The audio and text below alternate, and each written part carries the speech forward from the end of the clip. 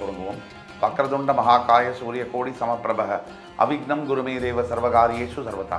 தென்னாட்டுடைய சிவனே போற்றி, என் நாட்டவர்க்கும் இறைவா போற்றி. அன்பர்களே, நண்பர்களே, இந்த புதிய வீடியோவில் உங்கள் அத்துணை பேரையும் சந்திப்பதில் மிக்க மகிழ்ச்சி கொள்கிறேன். இன்றைக்கி நம்ம பார்க்க போகிற தலைப்பு என்பது ரொம்ப புதிய ஒரு நியூ டைட்டில். இது இன்றைக்கி நம்ம பேச போகிறது சிம்ம ராசியை பற்றி.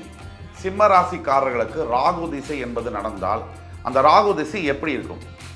ஒரு 2-3 சினாரியோவில் இப்படிலாம் உங்களோட சொந்த ஜாதகத்தில் ராகு பகவான் இருக்கும் பொழுது அந்த ராகு திசையானது சிம்ம ராசிக்காரர்களுக்கு என்ன செய்யும்? சிம்ம ராசியில் 3 நட்சத்திரங்கள் அடங்கும். அதாவது மகம், பூரம், உத்திரம். இந்த மகம் என்பது கேதுவுடைய நட்சத்திரம், பூரம் என்பது சுக்கிரனுடைய நட்சத்திரம், உத்திரம் என்பது சூரியனுடைய நட்சத்திரம். இப்போ கேது, சுக்கிரன், சூரியன் இந்த 3 பேருடைய நட்சத்திரம் தான் பிறக்க முடியும் சிம்மராசியில் பிறந்தா. உத்திர நட்சத்திரம் 1ஆம் பாதம் முடிய சிம்மராசியில் முடியுது. நீங்கள் பார்த்தீங்கன்னா இந்த கேது பகவானுடைய திசை என்பது 6 முதல் 7 வருஷம். அதற்கு பிறகு சுக்கிர திசை ஒரு 20 வருஷம். அதற்கு பிறகு சூரிய திசை ஒரு 7 வருஷம். கிட்டத்தட்ட 34 முதல் 35 ஆண்டுகள் கேதுவுடைய நட்சத்திரம் 1ஆம் பாதம் மக நட்சத்திரத்தில் பிறக்கும் பொழுது 35 வருஷத்துக்கு கழித்து சூரிய திசையை முடிஞ்சு கிட்டத்தட்ட சந்திர திசைக்குள்ளே போவாங்க. அது ஒரு 10 வருஷம். 45 வயசு ஆகும்போது சந்திர திசை 40 வயசில் முடியும். பிறகு செவ்வாய் திசை ஒரு 7 வருஷம். நியர் அபவுட் நீங்கள் பார்த்தீங்கன்னா ராகு திசையானது ஒரு 48லேருந்து 50 வயசு. அதாவது கேது சாரத்தில் பிறக்கும் பொழுது தள்ளி ஒரு சுக்கிர திசையில் பூர நட்சத்திரத்தில் பிறந்தாலோ இல்லை ஒரு உத்திர நட்சத்திரத்தில் பிறந்தாலோ சிம்மராசிக்காரர்களுக்கு கிட்டத்தட்ட ஒரு 35 வயசு 40 வயசுலேயே ராகு திசை வந்துடும். மக நட்சத்திரத்தில் பிறக்கும்போது மட்டும்தான் 45 வயசுக்கு மேலே தான் ராகு திசை என்பது வரும். ஆக சிம்ம ராசிக்காரர்களுக்கு ராகு திசையானது 35 வந்தாலும் சரி, 40 வந்தாலும் சரி, 45, 50 வந்தாலும் சரி, இந்த ராகு திசை சிம்ம ராசிக்காரர்களுக்கு 18 வருஷம் நடக்குது. இந்த ராகு திசை என்ன செய்யும்? இந்த ராகு திசையானது சிம்ம ராசிக்காரர்களுக்கு உங்களுடைய பிறப்பு ஜாதகத்தில் ராகு பகவான் உங்கள் ராசிக்கு 8ஆம் இடத்தில் மறையும் பொழுது, நல்லா கவனிக்கணும் கூர்மையா, உங்கள் ராசிக்கு 8ஆம் இடம் என்று சொல்லும் பொழுது மீன ராசி வருது. அந்த மீன ராசியில் உங்கள் சுய ஜாதகத்தில் அவர் மறையும் பொழுது, அப்படி மறையக்கூடிய ராகு, அதாவது பூரட்டாதி, உத்திரட்டாதி, ரேவதி இந்த 3 நட்சத்திரங்கள் வரும் மீனராசியில். இதில் பூரட்டாதி நட்சத்திரம் குரு சாரம் வாங்கி ராகு மறையும் பொழுது, நல்ல கவனிங்க, உத்திரட்டாதியில் ரேவதி இல்லை, பூரட்டாதி நட்சத்திர சாரம் வாங்கி ராகு மறையும் பொழுது இது ஒரு சினாரியோ. இப்படி இருந்தால் அதே மாதிரி ராகு பகவான் நாம சொல்ற மாதிரி 8ல் மறைஞ்சு பூரட்டாதி குருசாரம் வாங்கின்னு மறைகிறாருன்னு சொன்னால் அந்த ராகு திசை 18 வருஷம் அவங்க பார்த்தீங்கன்னு சொன்னால் ரொம்ப எளிமையான குடும்பத்தில் தான் பிறந்திருப்பார் இந்த சிம்மராசிக்காரர். சிம்மராசிக்கு பல குணாதிசயங்கள் உண்டு. நம்ம அதை பற்றி நிறைய பேசியிருக்கோம். வாரி வழங்கக்கூடிய வள்ளல்களாக இருக்கக்கூடியவங்க தான் சிம்மராசிங்க. தனக்கு சாப்பிட இருக்கோ இல்லையோ தான் பக்கத்தில் இருக்கவங்களுக்கு சாப்பாடு கொடுத்து அதை பார்த்து சந்தோஷப்படுறவங்க தான் சிம்மராசி.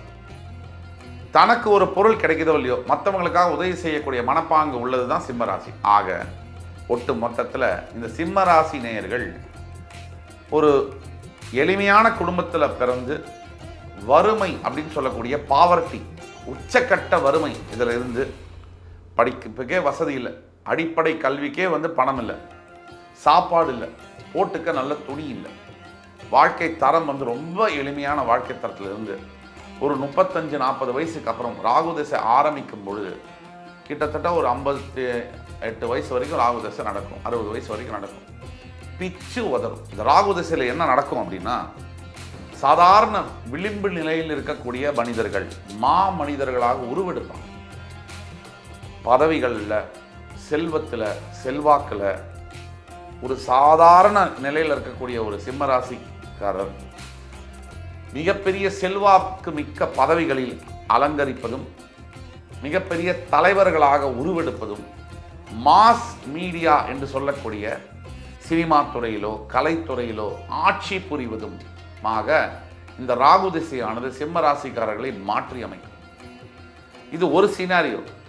இன்னும் வேற சினாரியோவில் பார்த்தீங்கன்னு சொன்னால் 2வது சினாரியோவில் ராகு திசையானது சிம்ம ராசி இருக்கு, அதற்கு கரெக்டாக நீங்கள் பார்த்தீங்கன்னு சொன்னால் மேஷம் வந்து 9ஆம் இடம். அந்த 9ஆம் இடத்துல ராகு பகவான் இருக்கார். நம்ம மீனத்தில் இருக்கிறத பற்றி பேசுகிறோம், மேஷத்தில் இருக்கார். அந்த மேஷத்தில் இருக்கக்கூடிய ராகுவை சிம்ம ராசிக்கு 5ஆம் பாவத்தில் குரு பகவான் வேறு சுபகிரக தொடர்போடு ஆட்சி பெற்று அந்த மேஷத்தில் இருக்கக்கூடிய ராகுவை 5ஆம் பார்வையாகவும் சிம்ம ராசியை 9ஆம் பார்வையாகவும் பார்த்து கனெக்ட் ஆகும்போது அந்த ராகு திசையானது மிகப்பெரிய ஏற்றத்தை,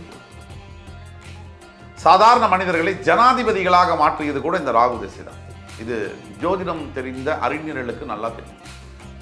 விளிம்பு நிலையில் இருந்தக்கூடிய மனிதர்களை ஒரு மிகப்பெரிய உச்சாணி கொம்பில் உட்கார வைக்கக்கூடியது இந்த ராகு திசை. இந்த 18 ஆண்டுகள் இந்த மேஷ ராசியில் வந்து உட்காரும் போது ராகு பகவான் தன்னுடைய ராசிக்கு 9ஆம் இடத்தில் ராகு உட்கார்ந்து அந்த ராகுவை 5ஆம் இட அதிபதியான குரு 5இல் ஆட்சி பெற்று சுபகிரக தொடர்போடு அந்த ராகுவை 5ஆம் பார்வையாகவும் ராசியை 9ஆம் பார்வையாகவும் பார்க்கும் பொழுது குரு சந்திர யோகத்திலையும் கஜகேசரி யோகத்திலையும் குரு ராகு யோகத்திலையும் மிகப்பெரிய அளவில் அந்த பலன்களை 18 ஆண்டுகள் எப்படி இருக்குன்னு சொன்னால் வைபோகமாக இருக்கும்.